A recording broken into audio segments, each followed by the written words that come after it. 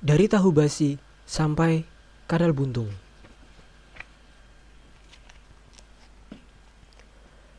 Kesepakatan dengan video.com melahirkan sejumlah hal. Di antaranya adalah Panji wajib memiliki akun dan mengisi kontennya sebanyak 2 video per hari saat menjalani tur dunia. Dari April sampai Desember 2016, 9 bulan penuh. Bisa dihitung kan berapa jumlahnya? Gue bisa stres ini, kata Panji. Namun karena sudah disepakati bersama, Panji dan manajemen tetap menjalaninya. Ada banyak konten kreatif yang mereka buat untuk memenuhi kesepakatan tersebut, seperti hashtag jawab G, DJAWAB Made in Indonesia, tolak kantong plastik, dan blind eat. Jawab G adalah video pendek sekira 5-10 menit yang berisi jawaban Panji atas berbagai pertanyaan dari followernya di Instagram dan Twitter.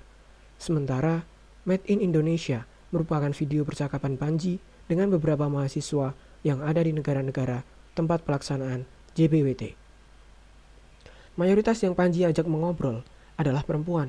Obrolan sederhana dan kecil, misalnya kenapa memilih negara tersebut untuk kuliah sampai ke persoalan personal seperti tipe pasangan yang dicari. Lalu ada tolak kantong plastik yang berfungsi sebagai sebuah kampanye. Mulanya Panji benar-benar resah atas meruaknya sampah kantong plastik yang bagaimanapun dalam keseharian tak bisa ditolak sepenuhnya. Dari semua konten tersebut, yang paling membuat Panji jengah adalah Blind Eat. Ini adalah program video yang mengharuskan Panji mencicipi makanan lokal negara tujuannya, tetapi dengan mata tertutup. Bukan soal mata ditutup yang membuatnya jengah, melainkan jenis makanan yang harus dia cicipi. Dan yang disajikan bukan jenis makanan biasa seperti pizza atau hamburger, melainkan yang benar-benar aneh dan unik.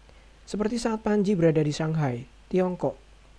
Dari 24 kota dunia, Shanghai merupakan kota yang mendapatkan kehormatan untuk membuka pagelaran JBWT. Di salah satu tempat wisata, mata Panji ditutup syal. Lalu, dia diberi makanan dan minuman yang jenisnya harus dia tebak.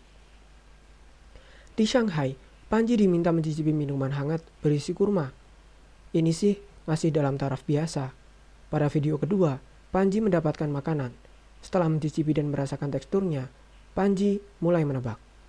Ini gak mungkin salah, ini tahu, kata Panji, dengan mata masih tertutup. Benar, tapi ini bukan tahu biasa, ini tahu basi, kata siswa, panitia JBWT di Shanghai. Bohong, beneran. Begitu selernya dibuka, mereka mendekati toko yang menjual tahu basi dan pemuda itu menjelaskan bahwa di Shanghai, tahu basi dijual dan dijadikan makanan. Tapi kan basi. Tapi kan dimakan. Bisa diare dong gue. Tawa yang lain pun meledak. Shanghai merupakan negara dan kota pertama tujuan JBWT. Menurut Panji, dia ingin kembali ke Shanghai karena di sanalah dia mendapatkan Shanghai's Beat. Dan beat ini sangat berperan dalam kehidupan Panji dalam membangun karirnya di stand-up comedy. Hashtag 1. Beat. Dalam stand-up comedy, beat berarti lelucon atau jokes yang dilemparkan komika untuk menambah kelucuan materinya. Ini merupakan beat tertua Panji. Sebelum ada Suci Kompas TV, gue sudah pakai beat ini. Panji menggunakan beat Shanghai ini ketika penontonnya dingin. Kalau dia melempar materi dan penonton tidak terpancing, dia langsung melempar beat tersebut dan selalu berhasil mengocok perut penonton. Berikut ini beat Shanghai Panji. Pada 2009, Panji melakukan satu liputan di Shanghai. Sebelum dia berangkat, ada seorang teman yang menyarankannya untuk belajar bahasa Mandarin karena di Shanghai jarang ada yang bisa bahasa Inggris. Karena IQ gue terjerembab di bawah IQ Jongkok dan Tiarap, gue cuma hafal 2 kalimat dalam bahasa Mandarin. Saya mau makan nasi goreng dan saya mau pipis. Sesampainya di hotel, ternyata benar. Memang tak ada seorang pun di antara mereka yang bisa berbahasa Inggris. Karena kopernya dibelit plastik, Panji menelpon bagian pelayanan umum untuk meminjam gunting. Dijawab, "Heh?" Panji mengulang permintaannya dan selalu dijawab, "Heh?" Bingung, akhirnya dia mengurungkan niatnya dan mencoba menyelesaikan sendiri masalahnya. Beberapa saat kemudian, dia menelpon kembali bagian pelayanan hotel dan bertanya, apakah jaringan internet yang ada di kamarnya berbayar atau tidak. "How much do I pay for it?" Dijawab, "V." Panji bertanya, "How much is the fee?" "V," katanya. Ternyata, petugas pelayan itu cadel. Dan sebenarnya mengatakan bahwa itu free alias gratis. Kan bukan salah gue ya, kan gue nggak tahu. Karena FB, Twitter, Google, dan YouTube diblokir di Tiongkok, yang Panji buka hanya Kaskus. Dia bermain Kaskus sampai pukul 4 pagi. Siapapun yang menginap di hotel pasti tahu bahwa sarapan di hotel habis pukul 10 dan Panji baru bangun pukul 9.45. Begitu turun, makanan yang tersisa hanya bacon dan sosis. Sebagai seorang muslim, Panji bertanya kepada penjaga hotel, "Excuse me, is this pork?" Dijawab, "Hah?" Dalam hati Panji berujar, "Orang semalam nih kayaknya." Ternyata begini muka lu. "Is this pork?" "Hah?" "You know something like." Panji memeragakan bentuk babi. Lalu dia ingat bahwa dia bisa berbahasa Mandarin yang artinya dia ingin makan nasi goreng. Namun orang itu cuma diam dan Panji mengulang permintaannya sebanyak 3 kali. Karena lapar, akhirnya Panji mengambil sosis itu dan memakannya. Tiba-tiba si penjaga hotel itu bilang, "You like pork?" Kampret. Kedatangan Panji ke Shanghai kali ini dalam rangka JBWT melahirkan beat baru terkait angin buruk. Dalam tradisi masyarakat Tiongkok, angin buruk yang ada di dalam tubuh tak boleh ditahan, harus dikeluarkan. Caranya dengan bersendawa atau buang angin. Sayangnya, Panji dan manajemen harus mengenal tradisi ini dengan mengalami hal yang tak mengenakan. Hal itu terjadi ketika Panji dan 3 orang lainnya dari rombongan hendak naik ke kamar hotel saat mereka baru tiba di Shanghai. Saat berada di lift, ada seorang nenek-nenek yang buang angin dengan santainya tanpa memperlihatkan perasaan bersalah sama sekali. Kentut yang keluar pun sangat keras. Akhirnya, Panji menjadikan pengalamannya tersebut sebagai materi pembuka di sejumlah kota dan negara dalam JBWT. Akan tetapi, pengalaman JBWT-nya sendiri di Shanghai hanya mencapai derajat hangat. Karena panitia bisa menggunakan fasilitas kampus, mereka berpikir untuk sekalian saja menggunakan ruangan kapasitas 1.000 orang. Mereka juga yakin bisa menjaring penonton sebanyak 1.000. Panji dan manajemen sendiri tidak begitu yakin. Berkaca pada pengalaman MBWT di Beijing sebanyak 300 dan Guangzhou sebanyak 500 penonton. Namun, karena panitia bersikukuh, manajemen memberikan kesempatan untuk mewujudkan tekad mereka. Mungkin karena akses komunikasi di Tiongkok secara umum dibatasi pemerintah. Sepertinya, informasi JBWT Shanghai tidak memungkinkan untuk tersebar masif melalui media sosial seperti FB dan Twitter. Panitia hanya berhasil menjaring 200 penonton pada saat pertunjukan. Dengan jumlah itu, terang saja, ruang pertunjukan tampak suam-suam kuku. Ruangan besar dan megah dengan kapasitas 1.000 orang itu cuma diisi 200 orang. Artinya cuma memenuhi 1/4 bagian depannya. Selain itu, penontonnya pun tak terlalu empuk. Bukan hanya Bari, komika pembuka yang kesulitan memecahkan suara penonton di Shanghai, Panji pun mengalami hal serupa. Alhasil, pengunjung tak pecah. Bagi Panji, kota pertama memang selalu sulit untuk dia taklukkan. Ada semacam kekikukan untuk memulai. Entah bagaimana perasaan komika lainnya, tetapi Panji sesekali merasakan grogi saat manggung di kota pertama, sekalipun dengan jam terbang yang sudah dia miliki. Meskipun begitu, Panji mengakui bahwa dia kelebihan manggung di tempat itu. Dari semula yang dijadwalkan selama 1 jam 30 menit, berubah menjadi 1 jam 50 menit. Penontonnya seru, katanya. Artinya, dia tetap memegang prinsip utamanya dalam berkarya, selalu memberikan yang terbaik. Dari 200 penonton itu, ada 1 orang penonton lokal bernama Lee Chu. Dia sendiri tak mengerti bahasa Indonesia, namun menurutnya, komunikasi itu bukan cuma bahasa, melainkan juga hati.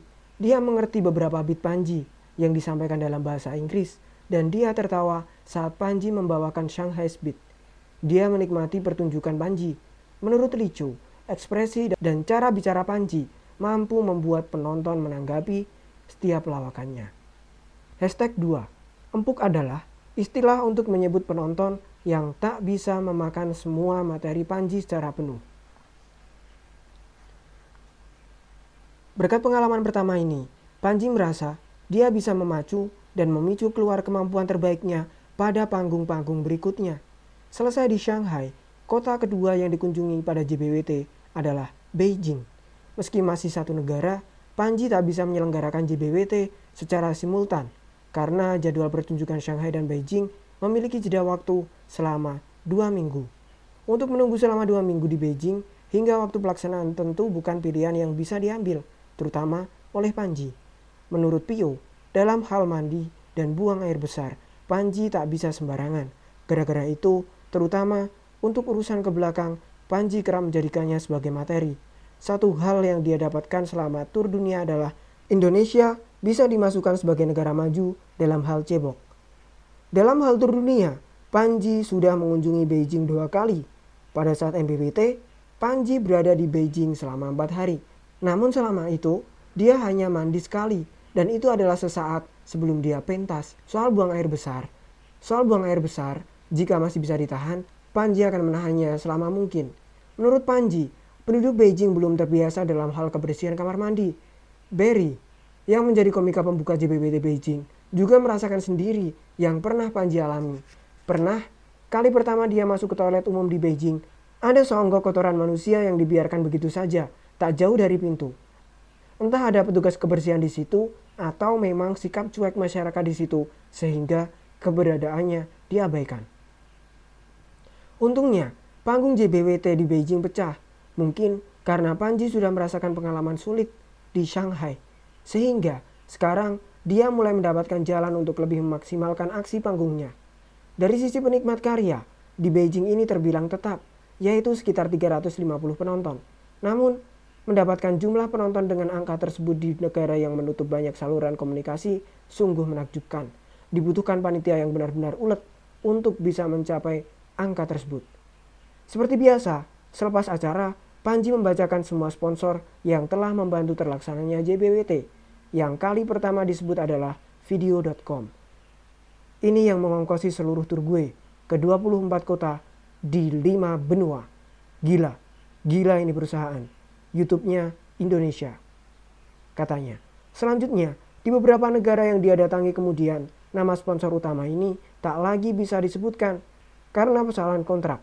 Cerita detailnya akan dibahas lengkap di bab lain. Kali kedua mereka di Beijing, Panji dan manajemen mendapatkan kesempatan untuk masuk ke Istana Forbidden City. Pengalaman tersebut tak sempat terlaksana pada saat mereka menjalani MBWT karena mereka hanya bisa menjelajah bagian luarnya. Selain itu, mereka juga bisa berkunjung kembali ke Wang Fujing, salah satu jalan di Beijing yang ramai didatangi karena terkenal sebagai tempat wisata dan menyajikan beragam makanan aneh dan ganjil. Pada saat MBWT, Panji sempat mencoba makan kalajengking dan kecoa di sana.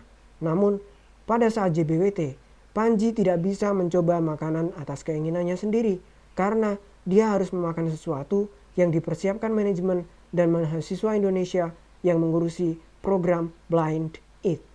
Sebenarnya konten video Blind Eat hanya untuk lucu-lucuan, namun dengan memanfaatkan Blind Eat, manajemen seperti mendapatkan kesempatan untuk mengerjai Panji habis-habisan. Wang Fujing adalah tempat yang tepat karena di sana tersaji banyak makanan serta minuman yang luar biasa uniknya. Demi memenuhi kuota video, Untuk dikirimkan ke video.com, Panji membuat 2 video blind eat di Beijing ini. Ada 2 makanan yang harus dia coba. Yang pertama disajikan oleh Margaret, LO di Beijing. Tarik napas, buka mulutnya besar-besar. Perintah Margaret kepada Panji. Yang lain tertawa.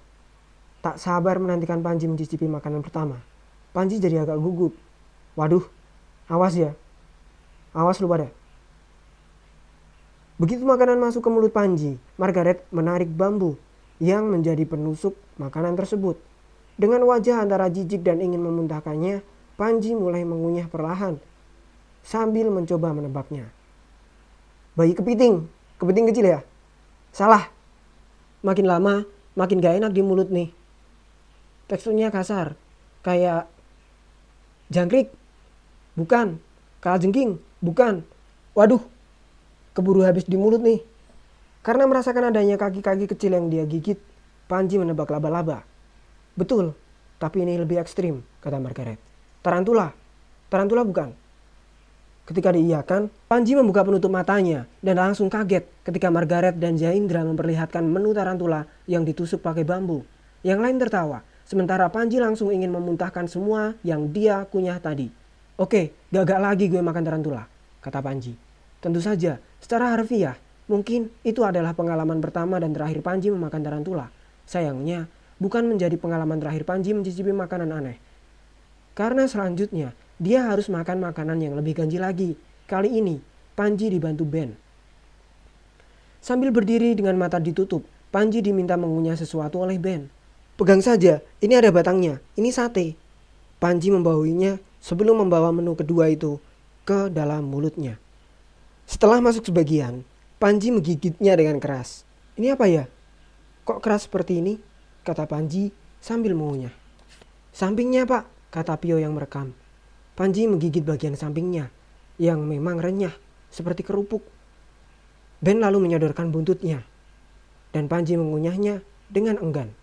Setelah dirasa cukup, dia mencoba menebak jenis makanan yang barusan dia telan. Ini tadi cicak ya? Bukan, kata Ben. Maksudnya wadaw. Kelelawar, bukan. Panji berpikir sejenak. Kadal ya?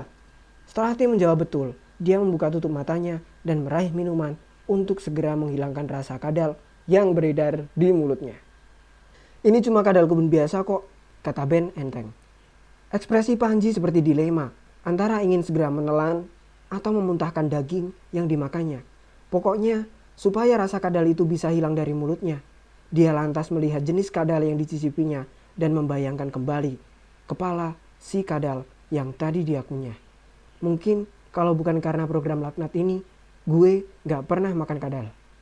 Ya, karena blind eat, Panji bisa membuntungi kadal goreng. Sambil menghilangkan rasanya di mulut, Panji merutuk. Bisa kita bubarin gak sih acara ini?